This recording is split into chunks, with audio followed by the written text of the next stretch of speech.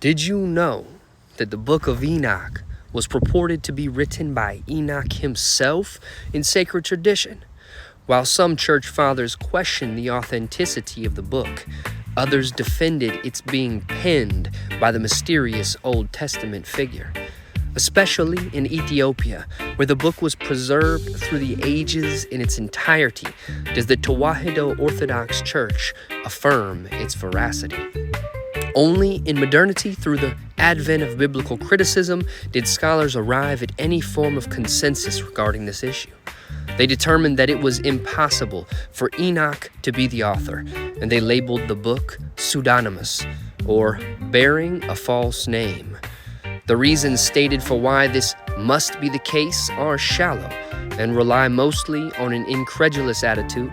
That is to say, our dominant materialistic worldview does not allow for books to exist that were written by such ancient mystical figures as Enoch. Still, I would like to address the reasons individually in order to make way for a more mature discussion around the authorship of this holy book. Assumption number 1. The deep antiquity of Enoch's lifetime being before the flood makes it impossible for Enoch to be the author. This is an older argument from within the Christian worldview, which held to the idea that the flood was real and would have destroyed any writings from before. The response to that is Noah could have easily preserved the visions and teachings of his great-grandfather Enoch on the ark, whether that be physically or by memory. Assumption number 2, that the presence of manuscript variants means that the account cannot be trusted and should be considered contrived. This is one of the more annoying attempts to discredit authorship, because it ignores the fact that these ancient writings were copied over centuries by scribes who did not refrain from editorial action. The message and meaning of the text remains the same, but style and place names can be updated. This results in various manuscripts containing the same story, while also containing minor differences.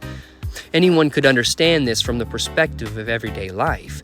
If a story is passed down from father to sons and from sons to grandchildren and so on, there could be minor differences in a way that each grandchild recounts the tale. That wouldn't mean that they are still not communicating the essential message and meaning of the story.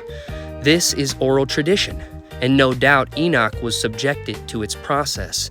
However, it doesn't take away from the validity of the account. There is no inherent superiority to written tradition over oral. Not to mention, from a Christian paradigm, there is no problem with saying that the Spirit of God preserved the memory of Enoch through his descendants. The possibility of the book of Enoch being a true story passed down from Enoch to Noah, from Noah to Shem, and so on down the line remains present, and there is no scholarship that can prove otherwise. Assumption number 3, that the date of any manuscript, for example, Aramaic fragments of Enoch found, can give us with any degree of certainty a reasonable date of composition. This is an interesting delusion held by some scholars and archaeologists that seek to determine the date of composition based solely on the date of the oldest manuscript that they possess. Elements of the argument from absence fallacy exist in all of the aforementioned assumptions. Essentially, the overarching concept is that Enoch could not have been written or even conceived by the man himself, because there is no direct evidence, be it manuscripts or otherwise, that proves he existed, let alone experienced the events depicted in the ancient book. While this might convince some, it remains a recognized logical fallacy to discount a claim based on lack of evidence. Therefore, I continue to affirm the reality of Enoch and his writings according to holy tradition. Respect, this is Gentile 1. Thank you for listening.